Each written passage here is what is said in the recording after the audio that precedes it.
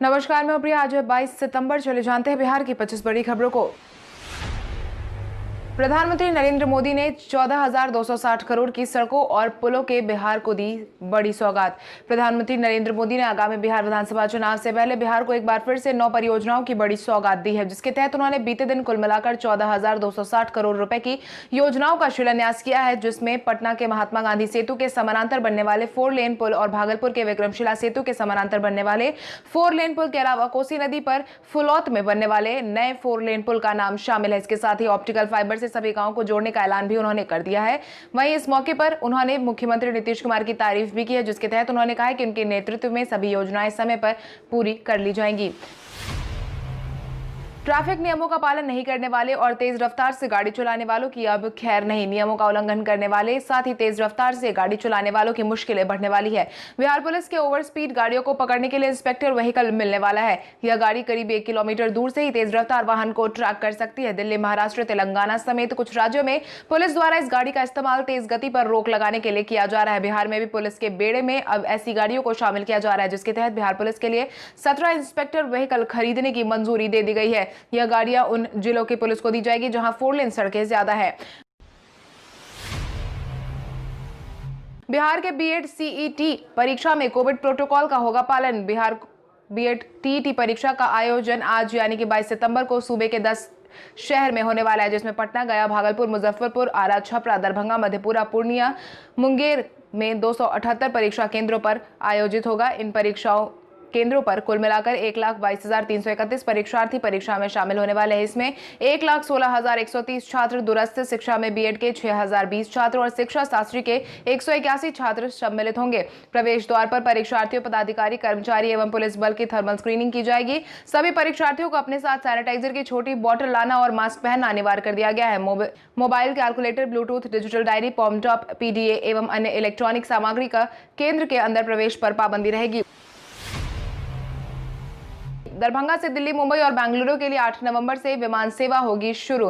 दरभंगा से देश के कई बड़े शहरों के लिए उड़ान सेवा 8 नवंबर से शुरू होने वाली है। मिली जानकारी के अनुसार दरभंगा से देश के कई बड़े शहरों के लिए सीधी उड़ान भरने का मिथिलांचल के लोगों का सपना पूरा होने जा रहा है। नई दिल्ली के अलावा मुंबई और बेंगलुरु के लिए यहां के विद्यापति एयरपोर्ट से 8 नवंबर को उड़ान सेवा शुरू हो जाएगी। स्पाइस जेट ने इसके लिए सोमवार से ऑनलाइन बुकिंग भी शुरू कर दी है। छठ पर आने जाने वाले लोगों की संख्या को देखते हुए 8 नवंबर को दिल्ली से दरभंगा आने वाली पहली फ्लाइट के टिकट पर 13,276 रुपए तक पहुंच गया है।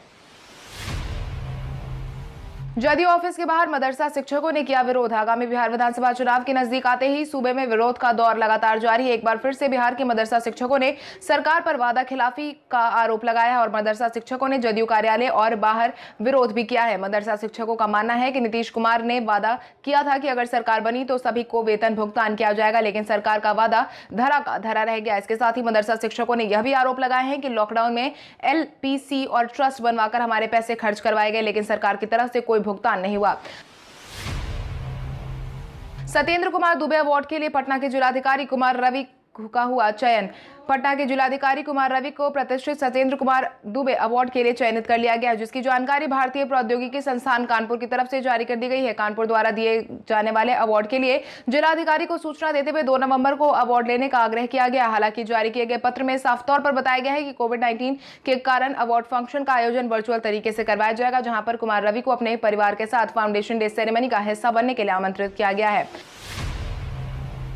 बिहार में कोविड-19 प्रभावितों की संख्या पहुंची 1,69,000 के पार। बिहार में कोविड-19 प्रभावितों की संख्या लगातार बढ़ती जा रही है। स्वास्थ्य विभाग की तरफ से बीते दिन के पिछले 24 घंटे में जारी किए गए आंकड़ों के अनुसार कुल मिलाकर 1,616 प्रभावितों की पुष्टि की गई है, जिसके बाद प्रभावितों की संख्या बढ़कर 1,69,856 पर पहुंच गई है। वहीं कोविड-19 से ठीक होने वाले लोगों की संख्या में भी लगातार बढ़ोतरी देखी गई है। अगर हम प्रभावित जिलों की संख्या की बात करें तो अररिया में 27, अरवल में 13, औरंगाबाद में 8, बांका में 22, बेगूसराय में 12, भागलपुर में 31, भोजपुर में 28, बक्सर में 7, दरभंगा में 33, पूर्वी चंपारण में 42, गया में 33, गोपालगंज में 34, जमुई में 8, जहानाबाद में 26, कैमूर में 15, कटिहार में 18, खगड़िया में 3, किशनगंज में 13, लखीसराय में 42, मधेपुरा में 47, मधुबनी में 56, मुंगेर में 16, मुजफ्फरपुर में 125, नालंदा में 60, नवादा में 5, पटना में 260, पूर्णिया में 75, रोहतास में 44, सहरसा में 33, समस्तीपुर में 23, सारण में 12, शेखपुरा में 21, शिवहर में 3, सीतामढ़ी में 8, सिवान में 17, सुपौल में 57, वैशाली में 13, पश्चिम चंपारण में 20 मामले मिले हैं। स्वास्थ्य विभाग की तरफ से बीते प्रतिदिन शाम 4 बजे तक जारी किए गए अपडेट के अनुसार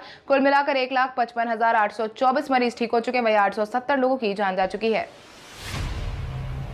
आज बिहारी पहचान में हम बात करेंगे अनिल अग्रवाल की। अनिल अग्रवाल का जन्म बिहार की राजधानी पटना में 1954 को हुआ था। अनिल अग्रवाल वेदांता रिसोर्सेज लिमिटेड के फाउंडर और चेयरमैन है। इतना ही नहीं, अनिल अग्रवाल 2017 आईसीसी में आईफा ग्लोबल बिजनेस फोरम का हिस्सा भी बने थे। अनिल अग्रवाल का जन्म राजधानी पटना में हुआ था। वहीं उन्होंने पटना से अपनी पढ़ाई पूरी की थी। उनके पिता भी एक उद्योगपति ही थे जिनका काम एल्यूमिनियम के कंडक्टर बनाने का था। अनिल अग्रवाल ने 19 साल की उम्र में ही पटना को हालांकि छोड़ दिया था, जिसके बाद वो मुंबई रवाना हो गए थे, जहां पर उन्होंने अपने करियर की शुरुआत की। अनिल अग्रवाल ने अपने करियर में अपनी कंपनी को उन्होंने स्टारलाइट इंडस्ट्रीज को पहला प्राइवेट सेक्टर कंपनी बनाया था, जिसने कॉपर मेटल और रिफाइनरी में अपने उद्योग की स्थापना की थी। आरा के बुलबुल को सोनू सूद ने दी नई जिंदगी। कोविड-19 के माहौल में प्रवासी मजदूरों के लिए मसीहा बने बॉलीवुड अभिनेता सोनू सूद अब एक लड़की के लिए मसीहा बनकर सामने आए हैं। मेरी जानकारी के अनुसार ऋषिकेश एम्स में उन्होंने आरा की रहने वाली बुलबुल का ऑपरेशन करवाकर उसे एक नई जिंदगी दे दी है। बुलबुल के परिवार वालों ने सोनू सूद का शुक्रिया अदा किया है। बुलबुल की मां पिता दोनों काफी खुश है और सोनू सूद के पैर धोकर पीना तक चाहते हैं। आरा शहर के नवादा थाना क्षेत्र का यह वाकया है, जहां पर करमन टोला के रहने वाले उमाशंकर सहाय की बेटी दिव्या सहाय लगभग 2 साल से पेट की गंभीर बीमारी से प्रभावित थी। जब पता चला तो सोनू सूद ने तुरंत ही अपनी टीम को बोलकर छात्रा की मदद करवाई।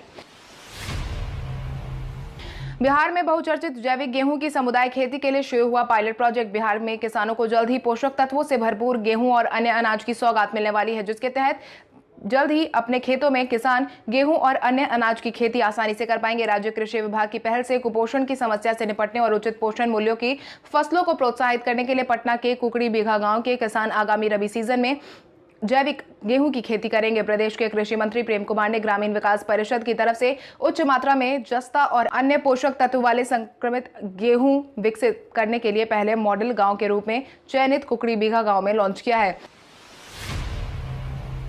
बिहार में गंभीर बीमारी और उम्रदराज कोविड-19 प्रभावित मरीजों की तलाश शुरू। बिहार में कोविड-19 प्रभावितों के स्वस्थ होने की दर देश में सर्वाधिक 91.60% बताई गई है, जिसके बाद अब स्वास्थ्य विभाग ने गंभीर रोगों से ग्रस्त कोविड-19 संक्रमित मरीजों की उम्रदराज जिनकी उम्र 50 साल से अधिक है, ऐसे लोगों की तलाश शुरू कर दी है। स्वास्थ्य विभाग के सचिव लोकेश कुमार सिंह ने बताया है कि कोमोरबिडिलिटी यानी कि जिन्हें पहले से गंभीर परेशानी, ऐसे मरीज कोविड-19 संक्रमित या फिर 50 साल से अधिक उम्र के कोविड-19 संक्रमित मरीजों को चिन्हित किया जा रहा है ताकि उन्हें बेहतर सुविधा मुहैया करवाई जा सके।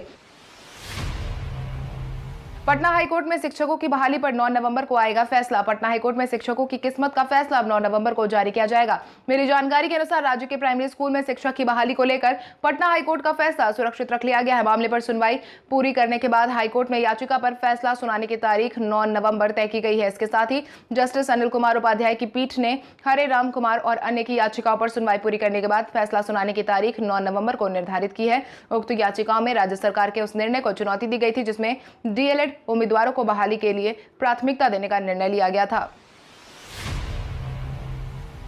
मदरसे के 15 लाख छात्रों के लिए नीतीश सरकार ने लिया बड़ा फैसला। मदरसे के 15 लाख छात्रों के लिए बिहार सरकार ने अहम फैसला सुनाया है। सरकार के इस फैसले के बाद से मदरसे के छात्र भी अब अप टू डेट रहने वाले हैं। उर्दू अरबी के साथ साइंस विषय लेकर लैब में नए नए एक्सपेरिमेंट भी करेंगे। इंग्लिश में बात करते हुए अपनी खूबियों से वाकिफ करवाएंगे। सरकार के इस बड़े फैसले से बड़े बदलाव के तौर पर देखा जा रहा है। आपको बता दें, बिहार के मदरसा शिक्षा बोर्ड को लेकर लोकसभा में एक सवाल उठा था। इस सवाल के जवाब में शिक्षा मंत्री रमेश पोखरियाल ने जवाब देते हुए बताया था कि बिहार में 4000 पंजीकृत मदरसे हैं जिन्हें भारत सरकार ने सौगात दी है। कृषि बिल के खिलाफ 25 सितंबर को सड़कों पर उतरेगी राजद। कृषि बिल के खिलाफ पूरे देश में विरोध जारी है। पंजाब और हरियाणा में किसान सड़कों पर उतर गए हैं। बिहार में भी अब विरोध की शुरुआत होने वाली है। इसी क्रम में राजद ने अब विरोध की शुरुआत करते हुए 25 सितंबर को पूरे